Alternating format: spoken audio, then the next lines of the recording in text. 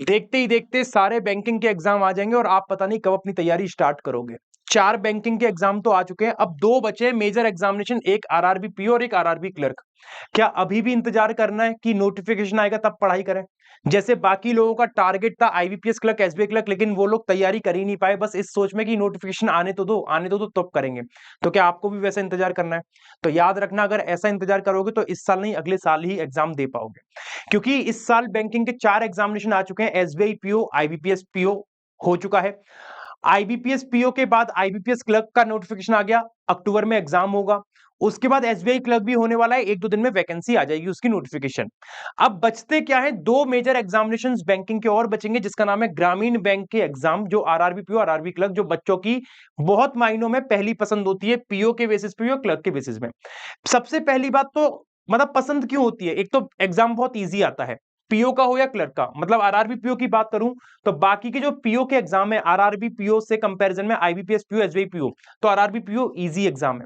और RRB clerk की बात करूं तो बाकी के क्लर्क एग्जाम से ये इजीएस्ट एग्जाम है। तो मतलब कुल ये अपना इजी एग्जाम में से एक है सारे बैंकिंग एग्जाम में। दूसरी बात, ये उन बच्चों की पहली पसंद है जिनको इंग्लिश से फोबिया है, इंग्लिश नहीं करनी, जिनको हिंदी चाहिए। तो यहां पे इंग्लिश नहीं आती as compare to the other examination, other exam में जो इंग्लिश आती है। तो यहां पे हम डिस्कस करने वाले 5 महीने का आपका परफेक्ट प्लान, अगस्त, सितंबर, अक्टूबर, नवंबर, दिसंबर, जिसमें नवंबर में आपको आरआरबी पीओ का एग्जाम मिलेगा तो 4 महीने हो गए, और दिसंबर में आरआरबी क्लर्क का, तो आपके 5 महीने।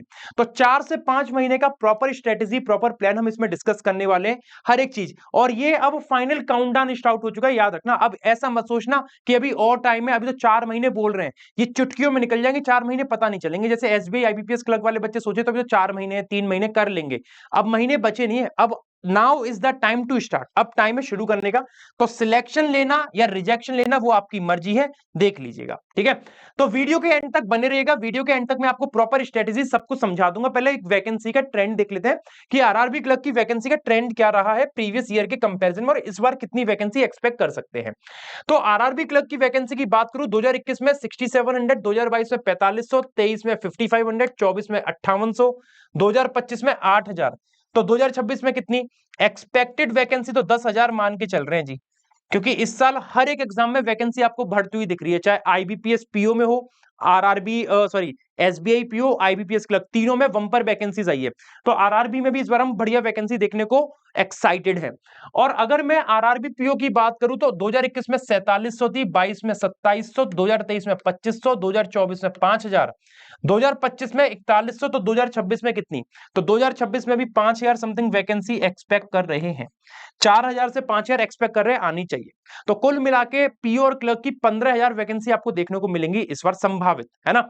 अच्छा, इसके बाद अगर मैं कुछ इंपॉर्टेंट डेट्स की बात करूं कि नोटिफिकेशन कब आएगा, तो नोटिफिकेशन मान के चलिए कि इस महीने के अंत तक, अगस्त के महीने के एंड तक या सितंबर की स्टार्टिंग में आपको नोटिफिकेशन देखने को मिल जाएगा, अगस्त सितंबर में आपका आरआरबी का, और जिसमें क्लर्क पीओ दोनों का नोटिफिकेशन आएगा, सिर्फ क्लर्क नहीं, दोनों का नोटिफिकेशन आपको देखने को मिलेगा।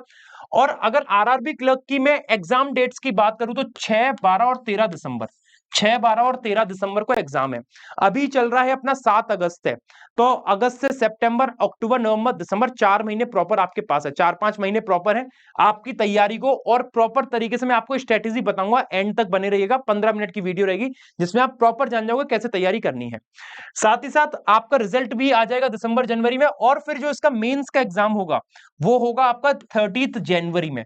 तो 30 जनवरी का मतलब समझ रहे हो कि आज अगस्त चल रहा है, अगस्त, सितंबर, अक्टूबर, नवंबर, दिसंबर, जनवरी, जनवरी के अंत में, मतलब 6 महीने तक का टाइम है। तो मतलब 5 से 6 महीने आपके पास प्रॉपर है प्री और मेंस पूरा बनाने के लिए अपना।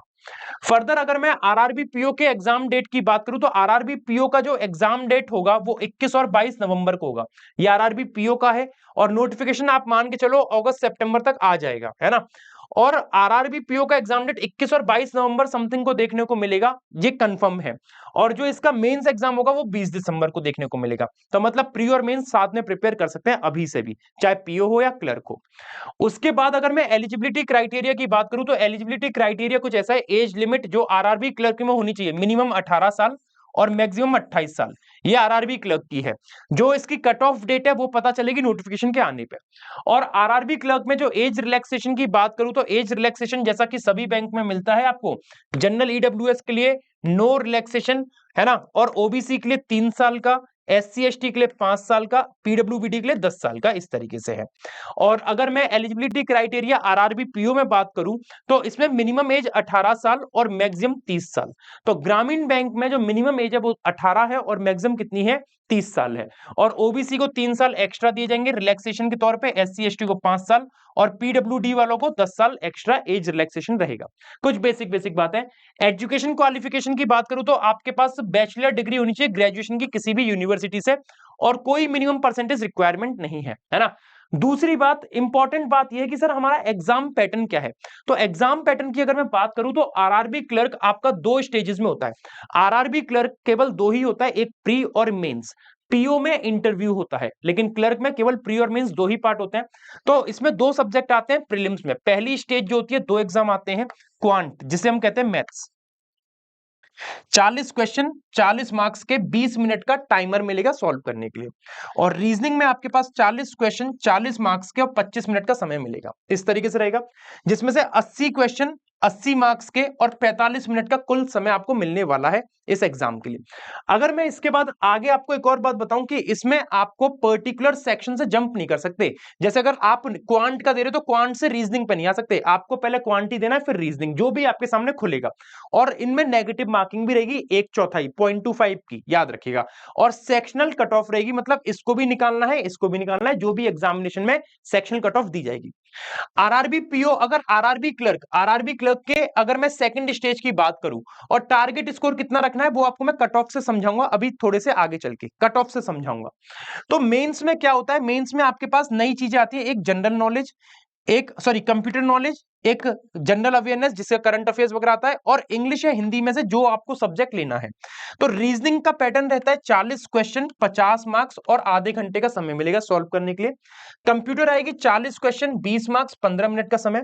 जनरल अवेयरनेस 40 क्वेश्चन आएंगे 40 मार्क्स 15 मिनट का समय।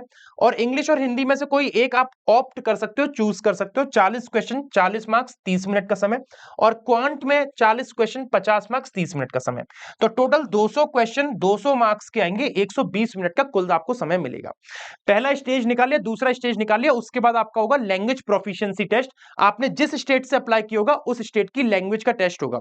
आपने पंजाब से स्टेट अप्लाई किया है तो आपको पंजाब की लैंग्वेज आनी चाहिए पंजाबी, हरियाणा से किया है तो हरियाणवी आनी चाहिए, बंगाल से किया तो बंगाली आनी चाहिए, जहां से करोगे वहां की लैंग्वेज आपको आनी चाहिए स्टेट की, ठीक है। फर्दर अगर मैं आपको यहां पे बात करता हूं आरआरबी पीओ 2026 के एग्जाम पैटर्न की, तो पीओ में क्या होता है, पीओ में 3 स्टेजेस हैं। जैसे क्लर्क में 2 थी, प्रीओ और मेंस, पीओ में 3 स्टेजेस आएंगी। एक होगा प्रीलिम्स जो कि क्वालिफाइंग होगा, आपको निकालना है। एक होगा मेंस जिसके बेसिस पे आपके मार्क्स बन के आएंगे फाइनल लिस्ट के लिए, और इंटरव्यू होगा जिससे फाइनल सिलेक्शन होगा। ये आरआरबी पीओ की बात होगी। फर्दर अगर मैं एग्जाम पैटर्न की बात करूं, आरआरबी पीओ में 2 ही सब्जेक्ट आते हैं, रीजनिंग और क्वांट। जैसे आरआरबी क्लर्क में आते हैं वैसे आरआरबी पीओ में आते हैं, reasoning quant 2 subject. 40 question 40 marks 25 minute, 40 question 40 marks 20 minute, इस तरीके से टाइमर और क्वेश्चंस का है। 80 क्वेश्चन 80 मार्क्स 45 मिनट का समय रहेगा। कुल मिला के आपके पास नेगेटिव मार्किंग रहेगी और सेक्शनल कट ऑफ रहेगी, और ओवरऑल कट ऑफ तो रहेगी। साथ ही साथ यहां पे आप देखिए, अगर मैं आरआरबी पीओ के मेंस की बात करूं तो सेम पैटर्न वही है क्लर्क के जैसा, बस क्वेश्चंस का लेवल बढ़ेगा। देखिए पैटर्न में कोई चेंज नहीं है, जो आरआरबी क्लर्क का है वही आरआरबी पीओ का है, बस क्वेश्चंस का लेवल ऊपर नीचे जाएगा। तो रीजनिंग क्या है आपकी, 40 क्वेश्चन की 50 मार्क्स 30 मिनट।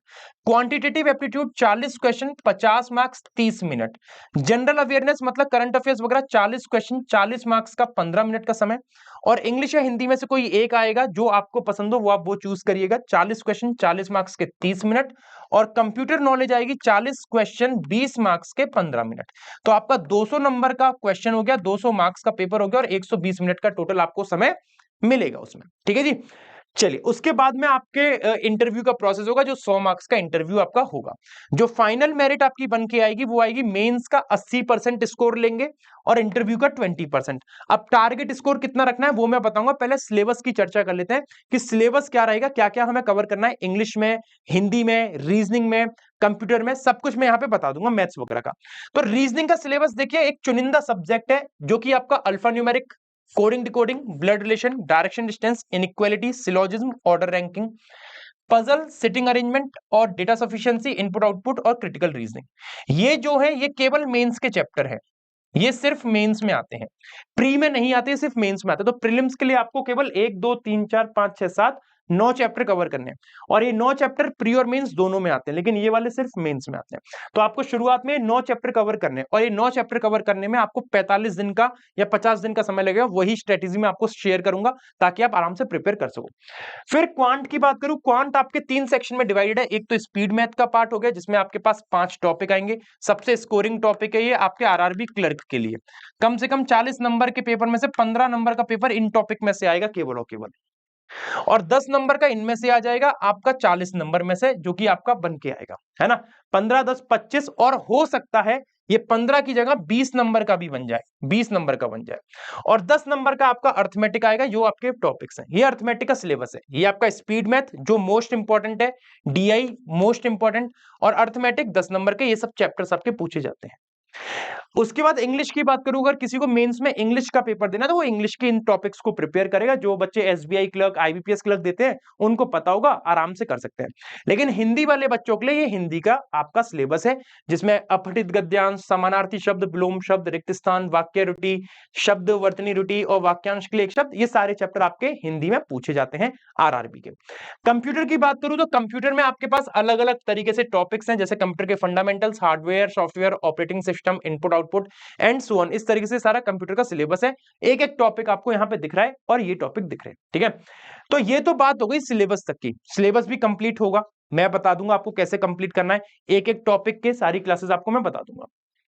फिर मैं बात करूं सैलरी की, कि सर सैलरी कितनी मिलेगी। लेट से हमने सारी स्टेजेस क्लियर कर ली, सिलेबस कंप्लीट, एग्जाम कंप्लीट, निकाल लिया, मेंस दे दिया, एलपीटी भी क्लियर कर लिया, सब कर लिया, इंटरव्यू वगैरह। अब दाम बताओ, दाम कितना मिलेगा, क्योंकि भाई अल्टीमेटली जो हमारा मोटिवेशन है वो क्या है, सैलरी का ही है।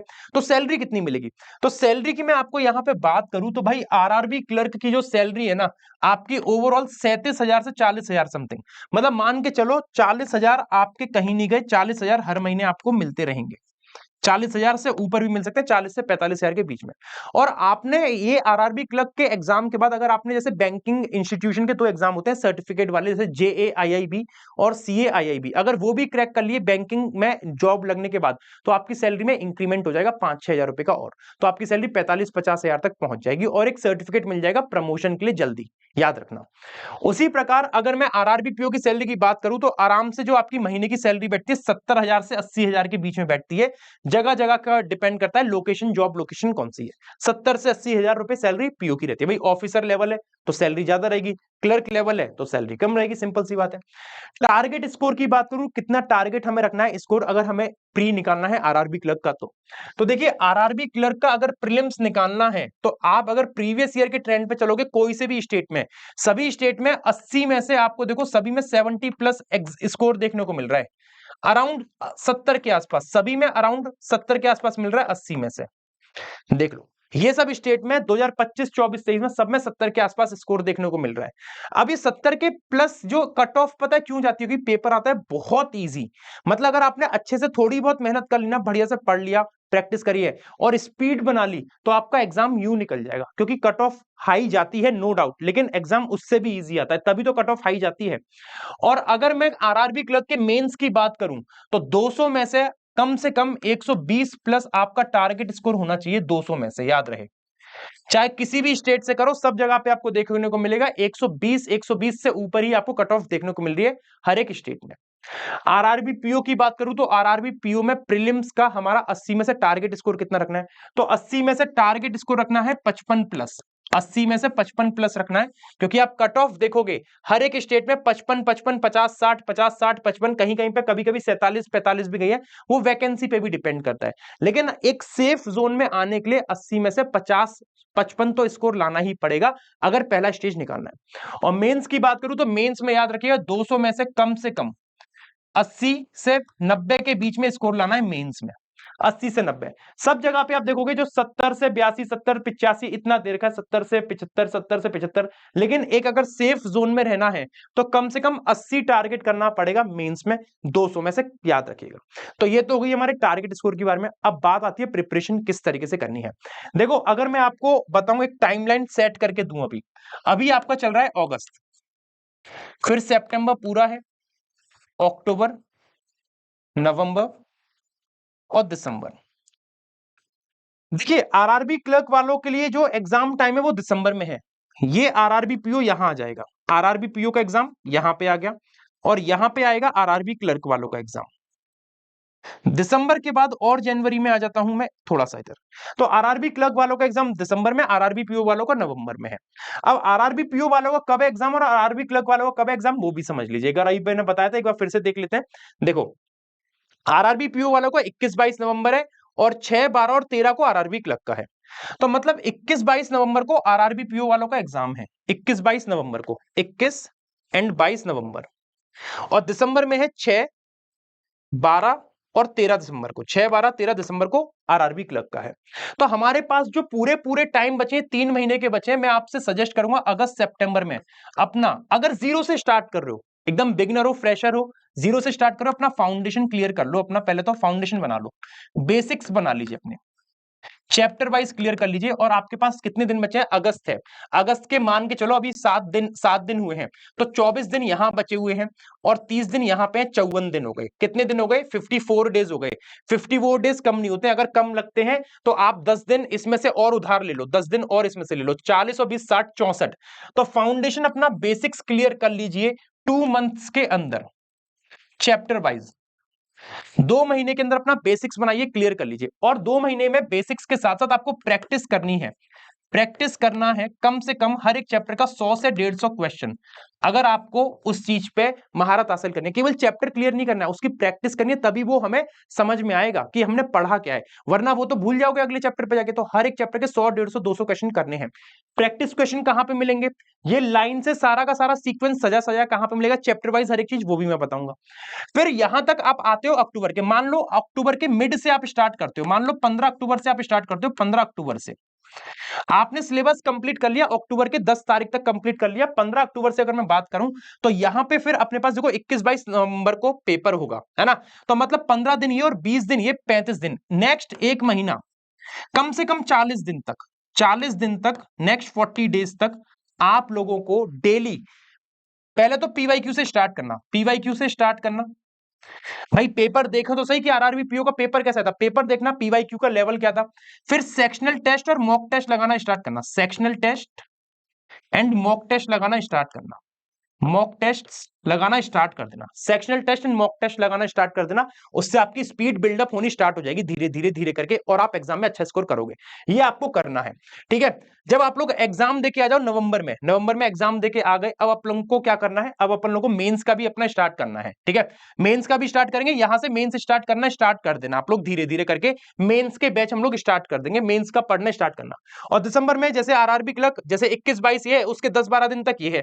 तो मतलब होलसोल प्लान तो यही है कि शुरू के 2 महीने के अंदर अपना फाउंडेशन बेसिक्स बना लीजिए।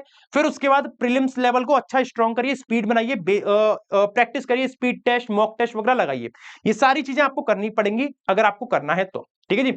अच्छा, इसके लिए मैं क्या सजेस्ट करूंगा, जैसे फाउंडेशन और बेसिक्स क्लियर करने हैं, फाउंडेशन और बेसिक्स क्लियर करने हैं, तो आरआरबी का एक सेपरेट बैच है ना? आरआरबी का एक सेपरेट बैच है, आईबीपीएस आरआरबी पीओ क्लर्क का एक हमने फाउंडेशन 2026 से स्टार्ट करा था बैच, अभी कुछ दिन पहले। जो बच्चे जल्दी समझ गए, जल्दी स्टार्ट कर लिया उन लोग ने, उनके लिए सेपरेट बैच था। जिसने देर करी है कोई बात नहीं, उसको ये रिकॉर्डेड बैच मिलेगा, ताकि वो जल्दी जल्दी क्लासेस देख के कंप्लीट करे। तो क्या करना है? फाउंडेशन अपना बिल्ड करिए, फाउंडेशन अपना बिल्ड करिए, फाउंडेशन बैच ज्वाइन करिए आरआरबी का, ठीक है?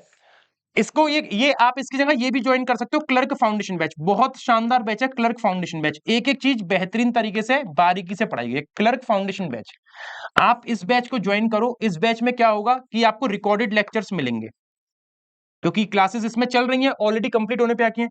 तो रिकॉर्डेड लेक्चर से क्या होगा कि आप उनको जल्दी जल्दी एक एक दिन में एक एक चैप्टर करके फिनिश कर दोगे। और एक बैच मैं बता रहा हूं, selection batch, IBPS clerk selection batch, जो हमने अभी लॉन्च किया है। देखो कोई सा भी एग्जाम हो, चाहे आईबीपीएस हो, आरआरबी हो, कोई भी हो, सबका सिलेबस सेम है। किसी भी बैच से पढ़ना स्टार्ट करो, प्रिपेयर करना है तो। आईबीपीएस क्लर्क का नया सिलेक्शन बैच हमने लॉन्च किया लाइव, इसमें लाइव क्लासेस मिलेंगी, लाइव पढ़ो इसमें। और जब नोटिफिकेशन आरआरबी का आ जाएगा तो आरआरबी का ही बैच लॉन्च कर देंगे, तो उसमें से ही पढ़ सकते हो, उतनी जरूरत ही नहीं पड़ेगी आपको। तो आप अगर ये कंप्लीट कर लेते हो फाउंडेशन बैच और ये वाला बैच, आपको कोई और जरूरत नहीं पड़ेगी, आप तैयार हो जाओगे प्रॉपर तरीके से। इनको फॉलो करो। ये सब मिलेंगे कहां पे, ये सब आपको जैसे आपका ये आरआरबी का डेडिकेटेड बैच है, ये सब कहां मिलेगा आपको, मिलेगा सुपरपास लाइव में। किसमें मिलेगा ये सुपरपास लाइव में आपको मिल रहा होगा। इस सुपरपास लाइव में आपको क्या होगा, बैंक क्लर्क का फाउंडेशन बैच मिलेगा, आपको आरआरबी का डेडिकेट बैच मिलेगा, निर्माण बैच भी मिलेगा। निर्माण बैच तो हमने जनवरी फरवरी में पढ़े हुए था, इतना शानदार बैच, क्लर्क का, पीओ का, प्री से लेके मेंस सब पढ़ा रखा है। अगर मेंस आपको पढ़ना तो आप इसमें से आके भी पढ़ सकते हो। फिर धीरे धीरे और भी बैचेस हम लॉन्च करते हैं, जब एग्जाम आते हैं तो वो सब आपको एक्सेस मिलेगा।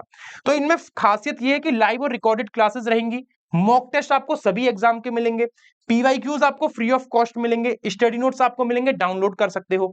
ये सब कुछ आपको मिल रहा होगा सुपरपास लाइव के अंदर। सुपरपास लाइव में आपको सब मिलेगा, आप अपने अकॉर्डिंग कोई सा भी प्लान चूज कर सकते हो। 1 महीने का ले लो 249 का, 3 महीने का ले लो 529 का, 12 महीने का ले लो 1799 का।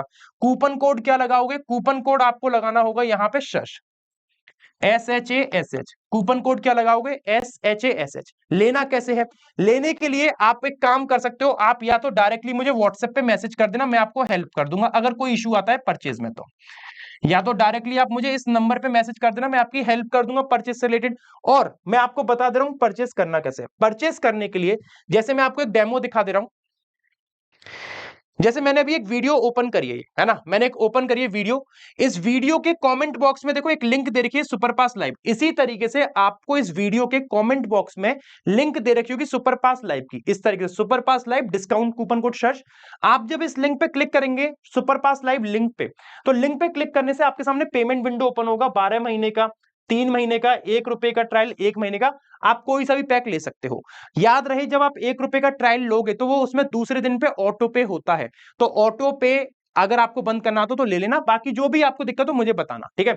यहां पे अप्लाई कूपन करना, चाहे आप कोई सा भी पैक लो, 1 रुपए का, 1 महीने का, 3 महीने का, 12 महीने का, कूपन कोड पे लिखना है SHASH। इसको अप्लाई करने से क्या होगा कि आपको सिलेक्शन होने पे आपका रिफंड मिलेगा। अगर आप मुझे प्रूफ दे दोगे कि सर हमने आपका कूपन कोड यूज किया था, आपको डिस्काउंट मिल जाएगा, आपको अदर बेनिफिट्स भी मिलेंगे जैसे मेंटरशिप वगैरह के, पर्सनल, वो सब आपको इस कूपन कोड को यूज करने से मिलेगा।